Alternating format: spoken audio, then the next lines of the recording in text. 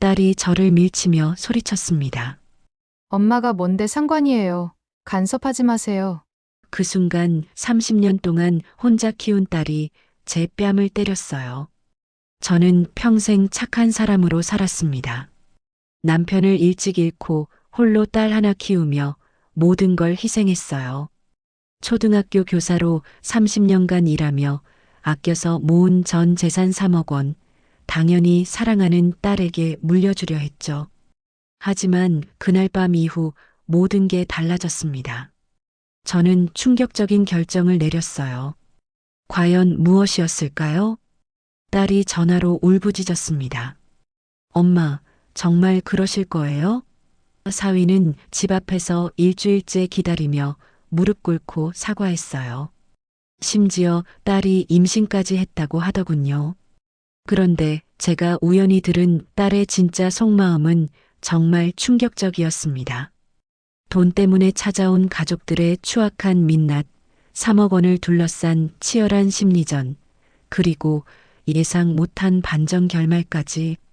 대체 제가 어떤 선택을 했길래 딸 부부가 이렇게 발악했을까요? 그리고 딸이 진짜로 한 말은 무엇이었을까요? 그날로 돌아가서 이야기해 보겠습니다. 이야기를 시작하기 전 영상 아래에 구독과 좋아요 눌러주세요. 여러분의 작은 응원이 저에게 큰 힘이 됩니다. 저는 올해 58살 초등학교 교사로 30여 년을 근무해온 평범한 여자입니다. 남편을 일찍 잃고 홀로 딸 하나를 키워왔죠. 지금 생각해보면 제 인생에서 가장 행복했던 순간들은 모두 딸과 함께였어요. 딸이 처음 엄마라고 불렀던 그 순간부터 유치원 발표회에서 제게 손을 흔들던 그 작은 손길까지 모든 것이 소중한 추억이었습니다. 남편이 교통사고로 세상을 떠난 건 딸이 6살 때였어요.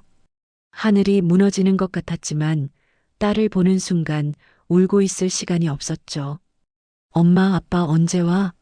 하고 묻는 딸에게 아빠는 하늘에서 우리를 지켜보신단다라고 말하며 눈물을 삼켰던 그날이 아직도 생생해요. 그때부터 저는 엄마이면서 동시에 아빠가 되어야 했습니다.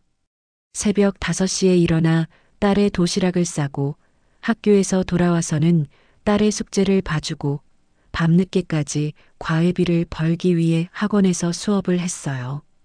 주말에는 딸과 함께 놀아주려 노력했고 방학 되면 여행도 다녔습니다. 비록 멀리 갈 수는 없었지만 근교라도 다니며 딸에게 좋은 추억을 만들어주고 싶었거든요. 딸은 정말 착한 아이였어요. 어릴 때부터 남다른 효심을 보였죠.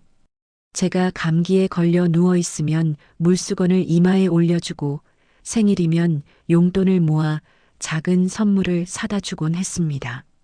엄마, 내가 커서 돈 많이 벌어서 엄마를 호강시켜 드릴 거예요 라고 말하던 딸의 맑은 목소리가 지금도 귓가에 맴돕니다. 중학교, 고등학교를 거쳐 대학에 들어갈 때까지 딸은 한 번도 저를 실망시킨 적이 없었어요. 성적도 우수했고 친구들과의 관계도 원만했죠. 대학교 입학식 날 딸이 엄마 덕분에 여기까지 왔어요.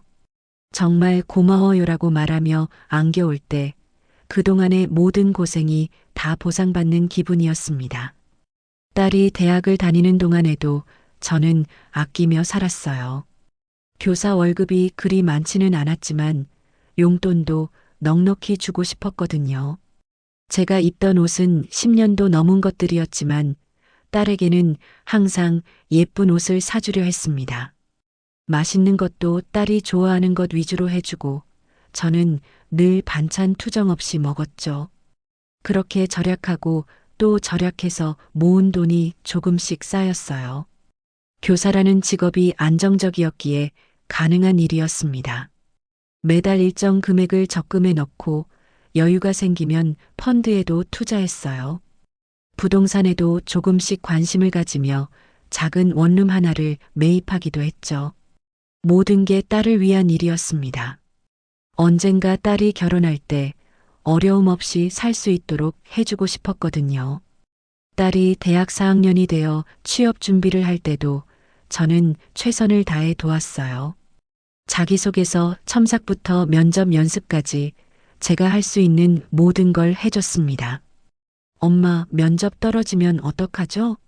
라고 불안해하는 딸에게 괜찮다. 우리 딸은 어디든 합격할 거야 라고 격려해주며 든든한 버팀목이 되어주려 했어요. 다행히 딸은 괜찮은 회사에 취업했고 사회생활을 시작했습니다. 첫 월급을 받던 날 딸이 작은 선물을 사들고 와서 엄마 그동안 정말 고생 많으셨어요. 이제 제가 엄마를 돌봐드릴게요라고 말했을 때 눈물이 핑 돌았어요. 아, 내 인생이 헛되지 않았구나 싶었죠. 이때만 해도 저는 딸이 평생 제 곁에서 함께 살 거라고 생각했습니다. 결혼을 해도 멀지 않은 곳에서 자주 만나고 손주들과 함께 행복한 노년을 보낼 수 있을 거라고 막연히 꿈꿨어요. 그때까지만 해도 제가 평생 모은 3억 원이라는 재산이 우리 모녀 사이를 갈라놓는 독이 될 줄은 전혀 몰랐습니다. 딸이 직장에서 만난 남자와 연애를 시작한다고 소개받던 날도 기억나요. 멀쩡해 보이는 청년이었고 딸이 행복해하는 모습에 저도 덩달아 기뻤죠. 엄마, 좋은 사람 만났어요. 엄마도 좋아하실 것 같아요라고 말하는 딸의 얼굴이 그렇게 밝을 수가 없었어요. 하지만 그 행복한 시간도 잠시였습니다. 딸의 결혼 준비가 시작되면서부터 우리 사이에는 미묘한 변화가 생기기 시작했어요. 처음에는 너무 작은 변화여서 눈치채지 못했지만 돌이켜보면 그때부터 이미 균열이 시작되고 있었던 것 같습니다. 결혼을 한 달 앞두고 딸의 태도가 조금씩 달라지기 시작했어요. 예전 같으면 결혼 준비로 바빠도 매일 안부 전화라도 했는데 점점 연락이 뜸해지더라고요. 수진아, 오늘 드레스 피팅은 어땠니? 라고 물으면 엄마 바빠요. 나중에 얘기해요라며 성의 없는 대답만 돌아왔습니다. 처음에는 결혼 준비 때문에 바쁜가 보다 했어요. 누구나 결혼 앞두면 정신없잖아요. 그런데 결혼식이 끝나고도 딸의 차가운 태도는 계속됐습니다. 신혼여행에서 돌아온 뒤에도 연락이 없어서 제가 먼저 전화를 걸었어요. 수진아, 신혼여행 잘 다녀왔니? 어땠어? 네, 잘 다녀왔어요. 엄마도 건강하시죠? 그래, 엄마는 괜찮다. 언제 한번 얼굴이라도 보자. 엄마가 맛있는 거 해줄게. 아, 요즘 정신이 없어서요. 시간 되면 연락드릴게요. 그렇게 말하고 급하게 전화를 끊더라고요. 뭔가 이상했어요. 예전에 따뜻했던 딸이 아니었습니다. 마치 의무적으로 예의상 대화를 나누는 것 같았어요. 한 달이 지나도 딸에게서 먼저 연락이 오지 않았습니다. 제가 참다 못해 집으로 찾아갔을 때의 일은 지금도 생생해요. 딸이 사는 아파트 문을 열고 나온 딸의 첫 마디가 엄마, 왜 갑자기 와요? 미리 연락하시지였어요. 수진아, 엄마가 너 보고 싶어서 왔는데 뭐가 문제니? 아니에요.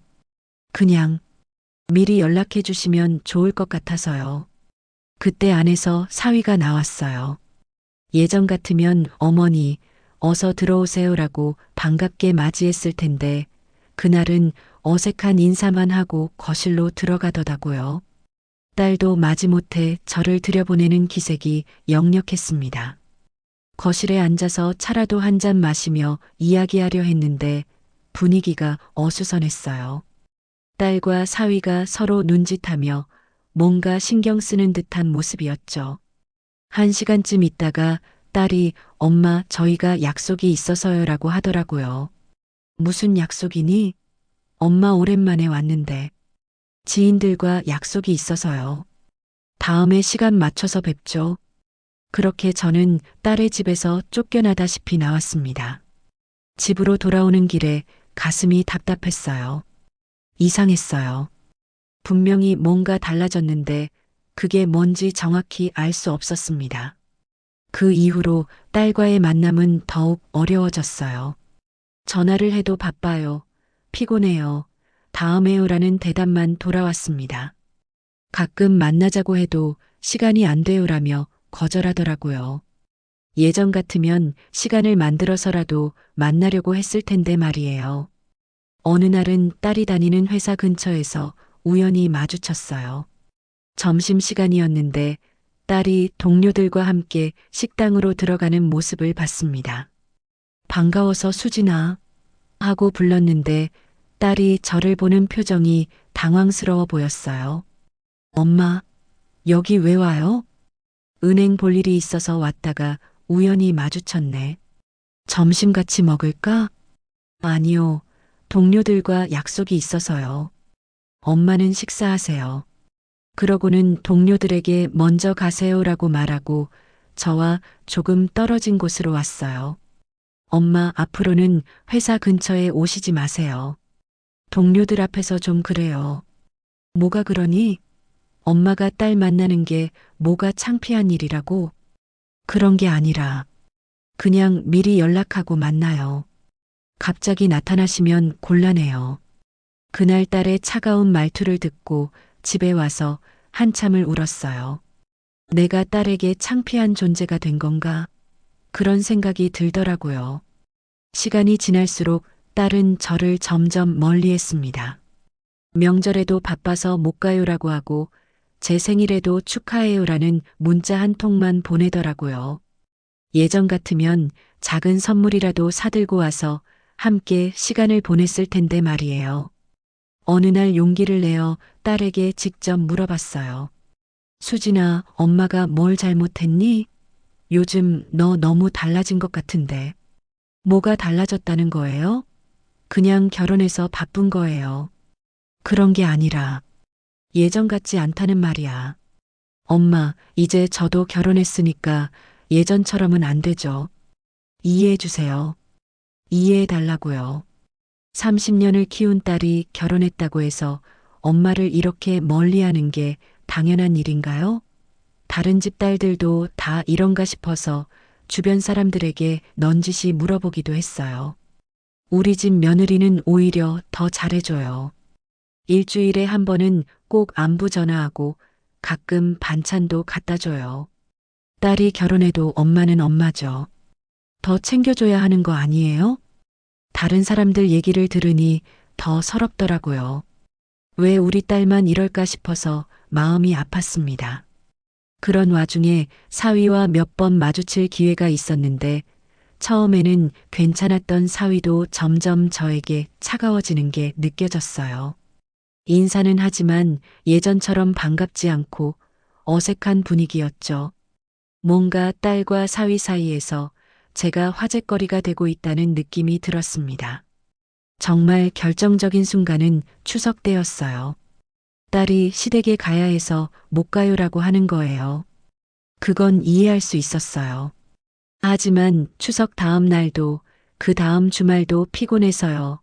약속이 있어서요라며 만나려 하지 않더라고요.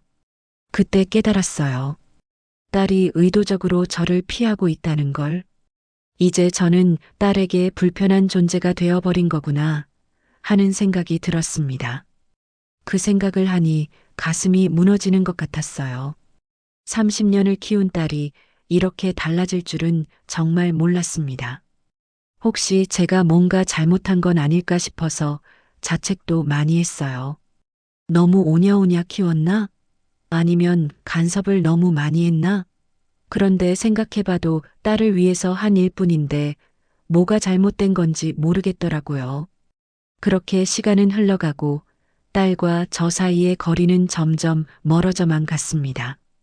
하지만 그때만 해도 시간이 지나면 다시 괜찮아질 거라고 생각했어요.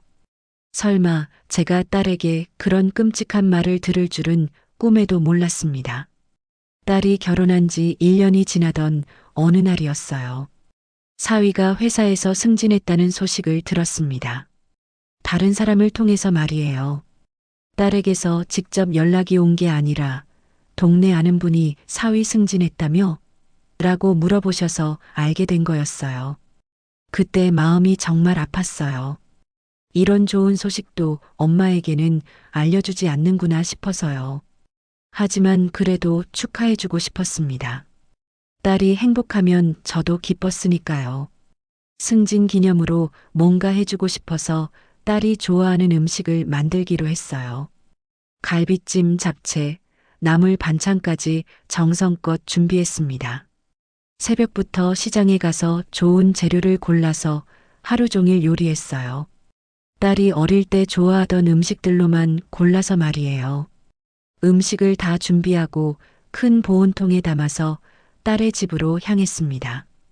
미리 연락하지 않고 간 게 잘못이었을까요? 하지만 좋은 마음으로, 축하하는 마음으로 간 거였는데 말이에요. 딸의 아파트 현관문을 두드리며 수진아, 엄마야. 승진 축하한다고 음식 해왔다라고 말했어요.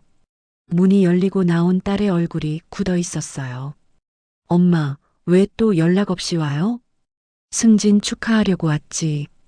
좋아하는 갈비찜도 해왔고, 지금 좀 바빠요. 다음에 와요. 뭐가 바쁘다고 그래? 잠깐만 들어가서 음식이라도 냉장고에 넣어놓고 갈게. 그때 안에서 사위가 나왔어요. 저를 보더니 인상을 찌푸리더라고요. 어머니, 미리 연락하고 오시지 그러세요. 우리도 스케줄이 있거든요. 승진 축하하려고 음식 좀 해왔는데 잠깐만 들어가도 안 될까요? 딸이 저를 가로막으며 말했어요. 엄마, 정말 지금 안 돼요. 음식은 고마운데 다음에 와요. 수진아, 엄마가 새벽부터 준비한 건데. 그때였어요. 딸이 갑자기 목소리를 높였습니다. 엄마, 왜 이렇게 간섭이 심해요? 이제 저도 결혼했는데 자꾸 이러시면 곤란해요. 순간 주변이 조용해졌어요. 딸의 큰 소리에 옆집에서도 문을 열어보더라고요. 저는 당황해서 말했어요. 수진아, 목소리 좀 낮춰. 이웃들이 다 들어. 들으면 어때요? 엄마가 자꾸 이러니까 그렇지. 사위가 딸을 말렸어요. 자기야, 그만해.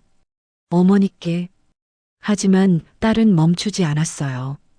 오빠도 이제 지쳤어요. 엄마가 자꾸 연락 없이 와서 우리 생활을 방해하고, 우리도 우리 생활이 있다고요. 그 말을 듣는 순간 머리가 하얘졌어요. 방해라고요? 제가 딸에게 방해가 되는 존재였나요? 수진아, 엄마가 언제 너희 생활을 방해했니?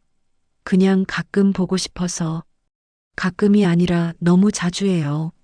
친구들도 엄마가 너무 집착한다고 해요. 집착이라는 말에 가슴이 찢어지는 것 같았어요. 30년을 키운 딸을 사랑하는 게 집착이라고요? 수진아, 그런 말하는 거 아니야. 엄마가 너를 얼마나. 엄마는 저희한테 필요 없는 존재예요. 이제 그만 간섭하세요. 그 순간 온 세상이 무너지는 것 같았어요. 필요 없는 존재라고요? 제가 딸에게 필요 없는 존재라고요? 저도 모르게 소리쳤어요. 뭐라고? 너를 30년을 키워서 이런 말을 듣는구나? 키워달라고 한 적 없어요.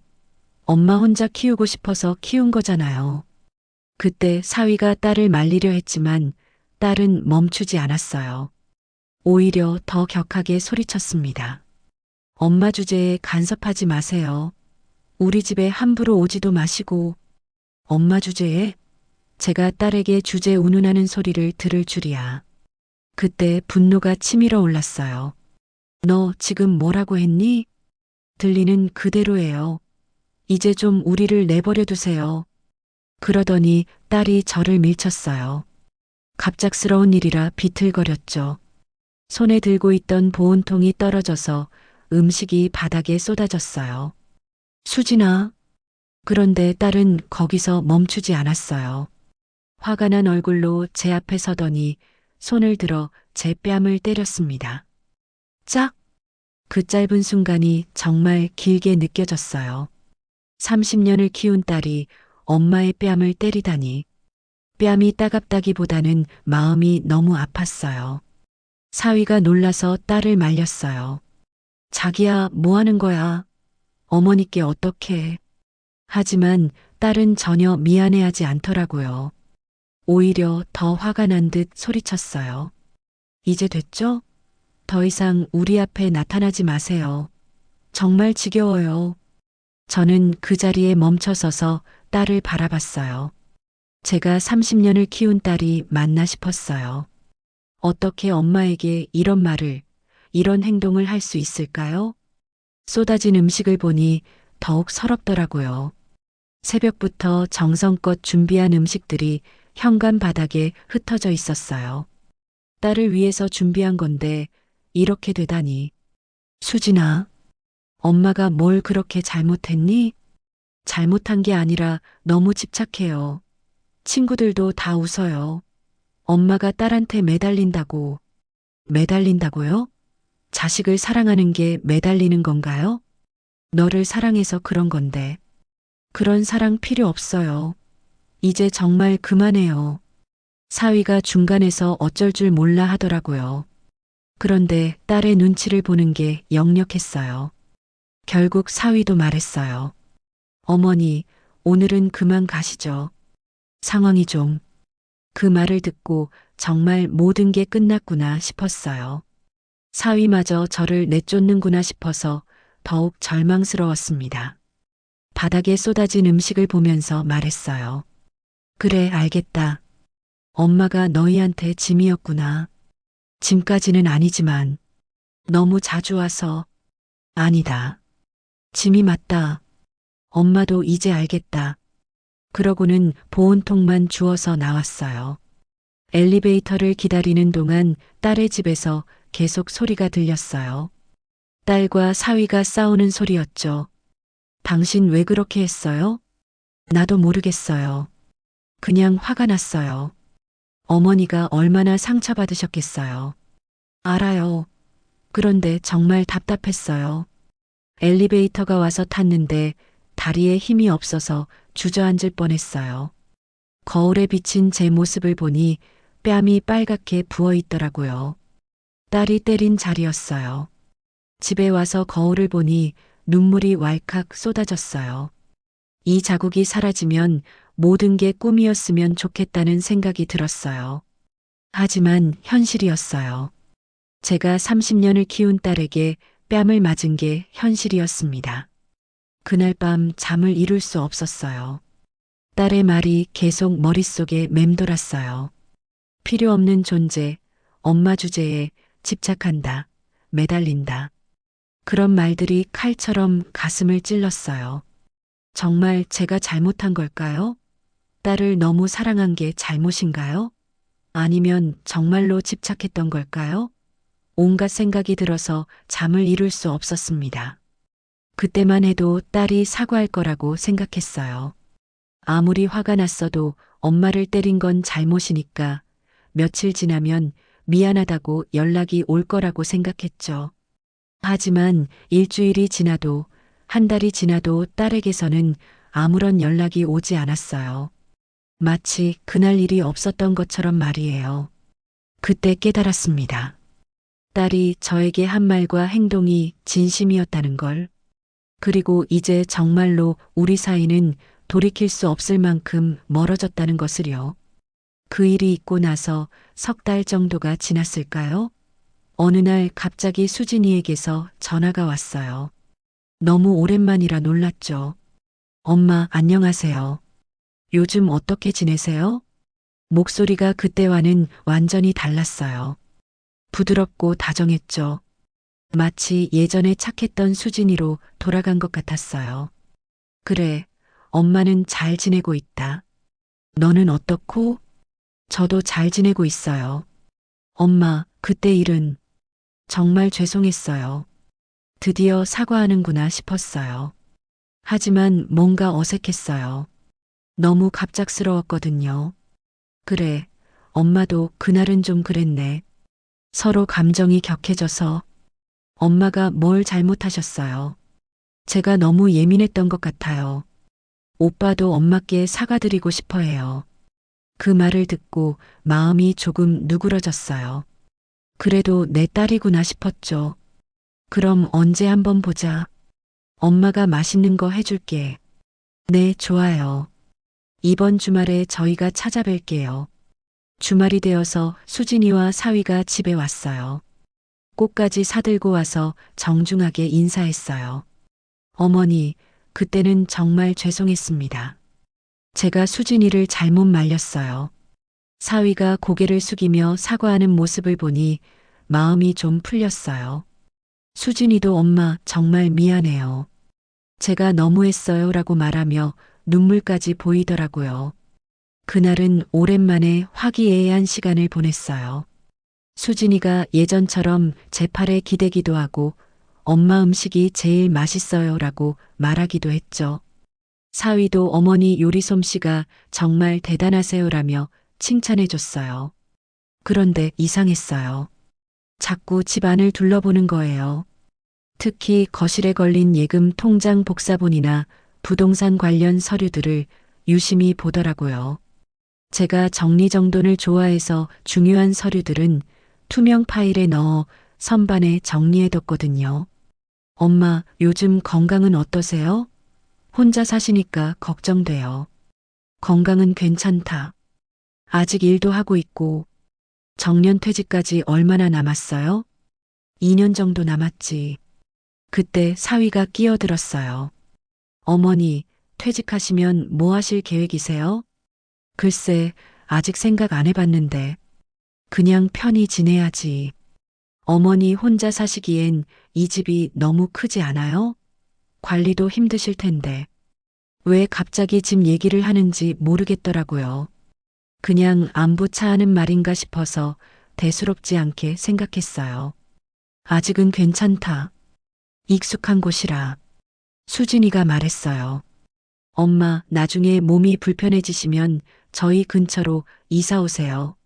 저희가 모실게요. 그 말이 고마웠어요. 그래, 역시 내 딸이야 싶었죠. 하지만 며칠 뒤부터 이상한 일들이 벌어지기 시작했어요.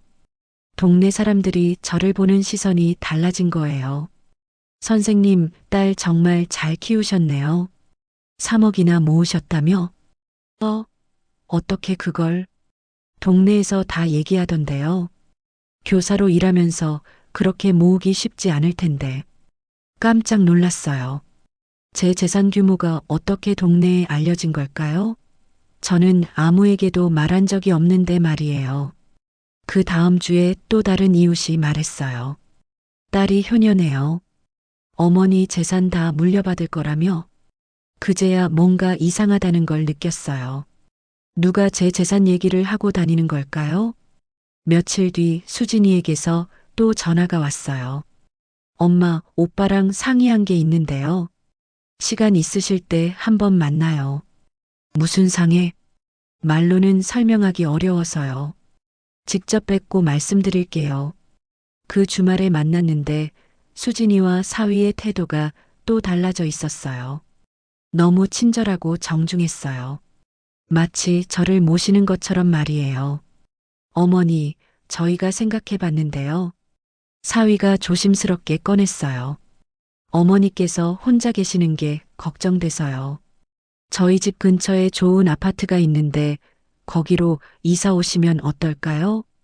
이사라니? 갑자기 왜? 어머니 나이도 있으시고 혼자 계시면 위험하잖아요. 저희가 가까이서 모시고 싶어요. 수진이도 거들었어요. 엄마, 오빠 말이 맞아요. 저희가 바로 옆에서 챙겨드릴게요. 그런데 이사비는 어떻게 하고? 어머니 재산으로 하시면 되죠. 어차피 나중에는 다 저희 거잖아요. 그 말을 듣는 순간 머리가 띵했어요. 어차피 다 저희 거라고요? 제가 아직 살아있는데 벌써 제 재산을 자기들 것으로 생각하고 있었던 거예요. 수진아, 그게 무슨 말이니? 아, 그런 뜻이 아니라. 나중에 상속받게 될 테니까요. 사위가 급하게 수습했어요. 어머니, 수진이가 말을 잘못했어요. 지금 당장은 어머니 거죠. 다만 저희가 가까이서 모시고 싶다는 뜻이에요. 그때부터 제 마음에 의심이 들기 시작했어요. 혹시 이 아이들이 제 재산을 노리고 있는 건 아닐까? 그 뒤로 수진이와 사위는 부쩍 자주 연락했어요. 일주일에 두세 번씩 안부 전화를 하고 주말마다 찾아오려 했어요. 예전에 그렇게 피하던 것과는 정반대였죠.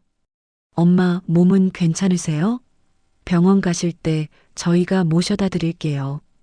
어머니, 집 수리할 곳 있으시면 말씀하세요. 저희가 다 해드릴게요. 너무 갑작스러운 변화였어요. 석 달 전에 저를 밀치고 때렸던 수진이가 맞나 싶을 정도로 말이에요. 어느 날은 수진이가 엄마 좋은 소식이 있어요 라고 하며 찾아왔어요. 무슨 소식? 임신했어요. 엄마가 할머니가 되시는 거예요. 그 말을 듣고 기뻤어요.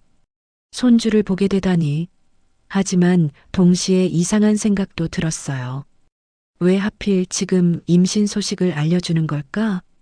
정말? 언제부터? 2달 됐어요. 엄마께 제일 먼저 알려드리고 싶었어요. 2달이나 됐는데 이제 알려준다고요? 예전 같으면 임신 확인하자마자 달려와서 알려줬을 텐데 말이에요. 그럼 이제 애기용품도 준비해야겠네. 엄마가 도와줄게. 고마워요, 엄마. 그런데 아무래도 돈이 많이 들 것 같아요. 베이비 용품도 비싸고 산후조리원도 비싸잖아요. 아, 그래서 임신 소식을 알려준 거구나 싶었어요. 돈이 필요해서 말이에요. 걱정하지 마라. 엄마가 다 준비해 줄게. 정말요? 엄마, 너무 감사해요. 수진이가 제 손을 꼭 잡으며 말했어요. 하지만 그 손길에서 진심이 느껴지지 않았어요. 뭔가 계산적인 느낌이었죠. 그 다음 주에는 사위가 혼자 찾아왔어요. 어머니, 상의 드릴 일이 있어서요. 무슨 일이니? 아이가 태어나면 육아비가 많이 들잖아요. 그리고 저희도 집을 좀 더 큰 곳으로 옮기고 싶고요. 그래서 혹시 미리 상속을 받을 수 있을까요? 세금도 절약되고 저희도 계획을 세우기 편할 것 같아서요. 미리 상속이라고요? 제가 아직 살아있는데 벌써 상속 얘기를 하다니. 어이가 없었어요. 너희 지금 뭔 소리 하는 거니? 어머니, 어차피 나중에 수진이가 받을 거잖아요. 미리 받으면 세금도 적게 내고. 세금은 무슨 세금이야? 엄마가 언제 죽는다고 그런 소리를 해? 그런 뜻이 아니라 좀 더 계획적으로. 계획적으로? 너희가 지금 엄마 재산을 노리고 있다는 거니? 사위가 당황해서 말을 더듬었어요. 아니에요, 어머니. 그런 게 아니라. 그럼 뭐야? 석 달 전에는 엄마를 때리고 내쫓더니 지금은 돈 얘기를 하러 와. 그때 사위의 얼굴이 붉어졌어요. 어머니, 그때 일은 수진이가 너무 스트레스를 받아서. 스트레스? 엄마를 때릴 정도로. 죄송합니다. 하지만 이제는 정말 어머니를 모시고 싶어요.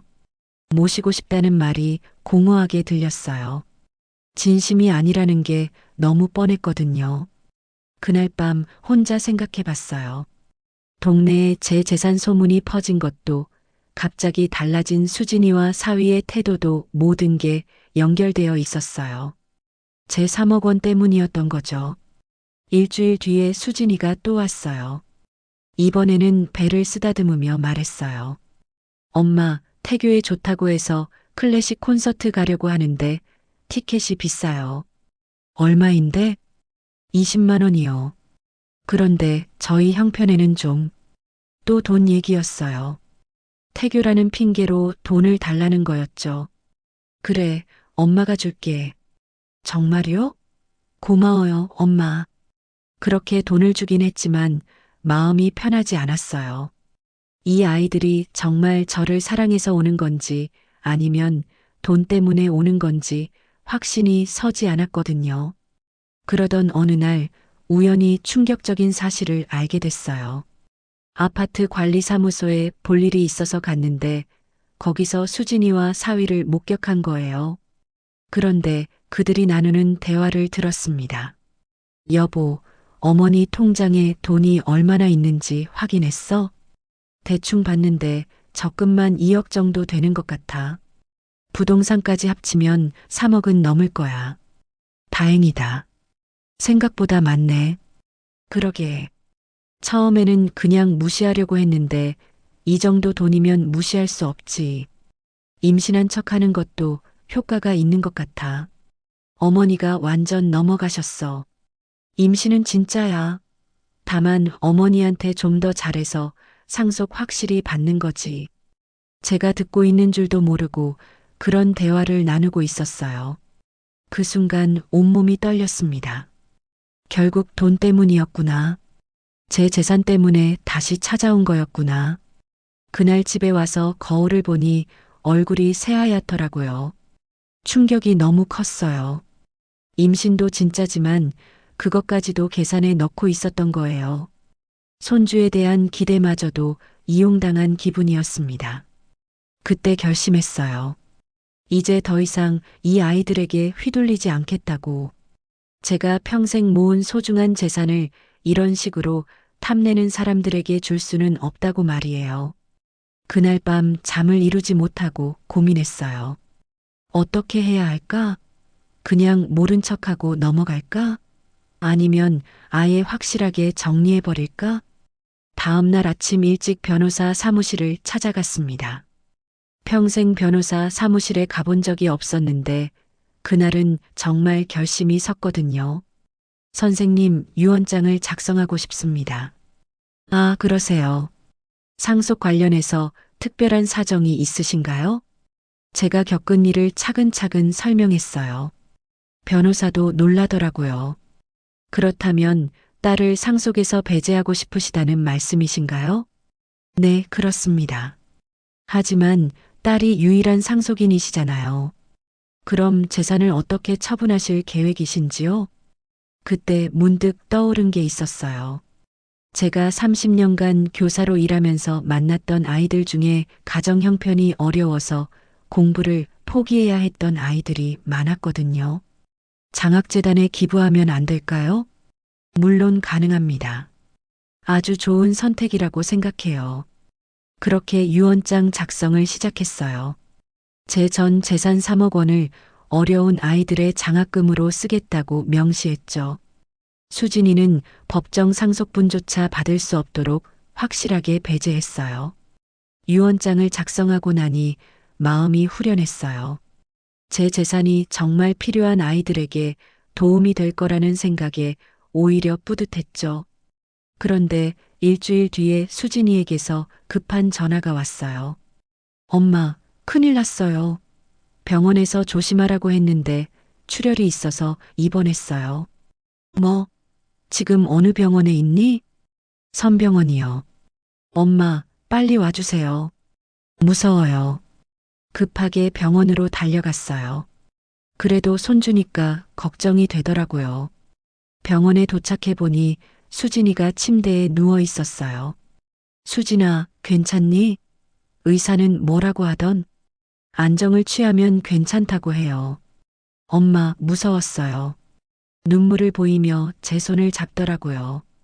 그 모습을 보니 마음이 아팠어요. 아무리 미워도 제가 낳은 딸인데 말이에요. 괜찮다, 괜찮아. 엄마가 여기 있잖아. 그때 사위가 들어오더니 말했어요. 어머니, 의사가 당분간 안정을 취해야 한다고 하는데 회사를 쉬어야 할 것 같아요. 그래야지. 건강이 우선이야. 그런데 수진이가 회사를 쉬면 월급이 줄어들어서 생활비가 좀 부족할 것 같아요. 또 돈 얘기였어요. 수진이의 위험한 상황도 결국 돈을 요구하는 수단으로 이용하고 있었던 거예요. 얼마나 필요한데? 한 달에 100만 원 정도요. 몇 달만. 100만 원씩 달라고요? 저는 한 달 생활비가 50만 원도 안 되는데 말이에요. 알겠다. 엄마가 도와줄게. 그렇게 말은 했지만 마음 한편으로는 의심이 들었어요. 정말 위험한 상황일까? 아니면 이것마저도 연기일까? 퇴원 후에도 수진이는 계속 돈을 요구했어요. 엄마, 산후조리원 예약금이 필요해요. 엄마, 베이비 용품 미리 사야 해요. 엄마, 영양제 사야 하는데 임산부용은 비싸요. 일주일에 한 번씩은 꼭 돈 달라는 연락이 왔어요. 처음에는 손주를 위해서라고 생각하고 줬는데 점점 요구 금액이 늘어나더라고요. 어느 날은 사위가 어머니, 아예 카드를 하나 만들어 주시면 어떨까요? 그럼 매번 연락드리지 않아도 되고라고 하더라고요. 카드를 만들어 달라고요? 그럼 제가 돈을 얼마나 쓰는지도 모르게 쓸 수 있겠네요. 그건 좀 그렇겠다. 왜요? 어차피 나중에는 다 저희 거인데 미리 쓰는 게 뭐가 문제예요? 또 그 말이었어요. 어차피 다 저희 거라는 말. 제가 아직 살아있다는 걸 잊은 건지 아니면 빨리 죽기를 바라는 건지 모르겠더라고요. 수진아, 너 지금 뭔 말을 하는 거니? 사실이잖아요. 저 말고 다른 상속인도 없고. 그 말을 듣고 정말 화가 났어요. 너 엄마가 언제 죽는다고 그런 소리를 해? 그런 뜻이 아니라 현실적으로 생각해보면 현실적으로 넌 지금 엄마 재산만 바라보고 있구나. 엄마도 져주려고 모은 거 아니에요? 그 말이 맞기는 했어요. 저는 정말 수진이를 위해서 돈을 모았거든요.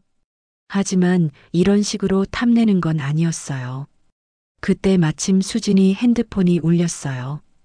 급하게 봤더니 다른 방으로 가서 통화하는데 목소리가 들렸어요.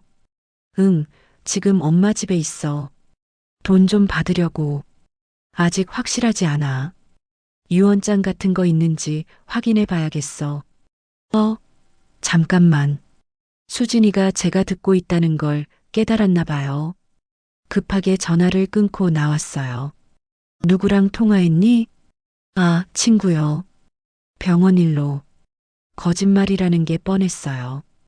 유언장 얘기까지 나왔으니까요. 그날 수진이와 사위가 돌아간 후 저는 큰 결심을 했습니다. 다음 날 바로 변호사 사무실로 가서 유언장 작성을 완료했어요. 그리고 장학재단과도 연락해서 기부 절차를 시작했죠. 변호사가 말했어요. 정말 확실하시겠어요? 한번 작성하면 번복하기 어려워요. 네, 확실합니다. 이런 아이들에게 제 재산을 맡길 수는 없어요. 그 다음 주에 수진이에게서 전화가 왔을 때 저는 침착하게 말했어요. 수진아, 엄마가 할 말이 있다. 네, 뭐예요? 엄마 재산 노리지 마라. 엄마가 다 알고 있다. 엄마, 그게 무슨... 삼부 아파트 관리사무소에서 한 얘기 다 들었다. 유언장 있는지 확인해 보겠다고 한 것도 말이야. 전화 너머로 수진이가 당황하는 소리가 들렸어요. 엄마, 오해예요. 그런 뜻이 아니라. 오해가 아니야. 엄마가 직접 들었는걸. 그때부터 수진이와 사위의 진짜 얼굴이 드러나기 시작했어요. 더 이상 연기할 필요가 없다고 생각했나 봐요. 그럼 어쩌실 거예요? 어차피 저 말고는 받을 사람이 없잖아요. 그건 엄마가 정할 일이야. 설마 진짜 다른 데 주실 건 아니죠? 그 말투에서 여전히 제 재산을 당연하게 여기고 있다는 걸 느꼈어요. 이미 정했다. 너는 한 푼도 받을 수 없어. 뭐요? 그게 무슨 말이에요? 유언장 작성했다. 내가 엄마한테 한 행동들, 엄마는 다 기억하고 있어. 전화 너머로 사위와 급하게 얘기하는 소리가 들렸어요. 그러더니 수진이가 울기 시작했어요. 엄마, 정말 그러실 거예요? 저는 엄마의 유일한 딸인데, 유일한 딸이 엄마를 때리고 필요 없는 존재라고 했지? 그때는 제가 잘못했어요. 정말 미안해요. 하지만 이미 늦었어요. 진심으로 미안해하는 것도 아니고 돈 때문에 사과하는 거라는 게 뻔했거든요. 그 이후로 정말 난리가 났어요. 수진이와 사위가 매일같이 찾아와서 문 앞에서 사과했어요. 어머니, 저희가 잘못했습니다. 용서해 주세요. 엄마, 제발 한 번만 용서해 주세요. 저는 정말 엄마가 필요해요. 하지만 저는 문을 열어주지 않았어요. 이미 마음을 정했거든요. 일주일 동안 그렇게 매달리더니 어느 날은 수진이 혼자 와서 무릎을 꿇고 울기 시작했어요. 엄마, 제발요. 저 정말 반성하고 있어요. 아이 때문에라도 용서해 주세요. 창문으로 내려다보니 정말 무릎을 꿇고 있더라고요. 이웃들이 다 구경하고 있었어요. 마음이 아프긴 했지만 그래도 문을 열지 않았어요. 며칠 뒤에는 사위가 와서 큰 소리 쳤어요. 어머니, 수진이가 스트레스 때문에 또 병원에 입원했어요. 그래도 되세요? 병원에 입원했다는 말에 마음이 흔들렸어요. 그래도 손주가 걱정되니까요. 하지만 이것마저도 거짓말일 수 있다는 생각이 들었어요. 병원에 확인 전화를 해봤더니 정말 입원해 있더라고요. 그래서 병원에 갔어요. 수진이를 보니 많이 야윈 것 같았어요. 수진아, 엄마, 와주셨네요. 저 정말 무서웠어요. 의사는 뭐라고 하던? 스트레스 때문에 조산 위험이 있다고 해요. 엄마, 저 정말 잘못했어요. 제발 용서해 주세요. 수진아, 엄마도 마음이 아프다. 하지만, 엄마, 저 진짜 달라질게요. 예전처럼 엄마를 모실게요. 내가 진심으로 미안해하는 게 아니라 돈 때문이라는 걸 엄마는 알고 있어. 아니에요. 정말 엄마가 필요해요. 하지만 그 눈빛에서 진심을 찾을 수 없었어요. 여전히 계산하고 있는 눈빛이었거든요. 수진아, 엄마 마음은 이미 정해졌어. 내가 엄마한테 한 일들을 생각해봐. 엄마, 그럼 정말 한 푼도 안 주실 거예요? 결국 본심이 나오더라고요. 미안하다는 것도 거짓말이고 결국 돈이 걱정이었던 거예요. 그래, 한 푼도 안 줄 거야. 그럼 저는 어떻게 살아요? 아이는 어떻게 키우고요? 내가 알아서 해. 엄마 도움 없이도 잘 살 수 있다고 했잖아. 엄마, 그만해, 수진아. 이제 엄마도 지쳤어. 그 말을 남기고 병원을 나왔어요. 뒤에서 수진이가 우는 소리가 들렸지만 돌아보지 않았어요. 집에 와서 장학재단에 정식으로 기부 의사를 밝혔어요. 3억 원 전액을 어려운 가정의 아이들 교육비로 쓰겠다고 했죠. 정말 전액을 기부하시겠어요? 가족은 괜찮으신가요? 가족이라고 할 만한 사람은 없습니다. 아이들에게 도움이 되는 게 더 의미 있을 것 같아요. 기부 절차를 마치고 나니 정말 후련했어요. 제 돈이 정말 필요한 곳에 쓰일 거라는 생각에 마음이 편해졌죠. 며칠 뒤 수진이가 퇴원했다는 소식을 들었어요. 그런데 그 이후로는 연락이 뚝 끊어졌어요. 더 이상 사과하러 오지도 않고 전화도 오지 않았어요. 결국 돈이 목적이었다는 게 확실해진 거죠. 가끔 동네에서 수진이 부부를 목격하곤 해요. 저를 보면 고개를 돌리거나 피해가더라고요. 한때는 가슴이 아팠지만 이제는 그러려니 해요. 지난주에는 장학재단에서 연락이 왔어요. 제 기부금으로 5명의 아이들이 장학금을 받게 됐다고 하더라고요. 그 아이들의 편지를 읽으니 눈물이 났어요. 정말 감사해야 하는 마음이 느껴졌거든요. 할머니 덕분에 공부를 계속할 수 있게 됐어요. 열심히 공부해서 꼭 훌륭한 사람이 될게요.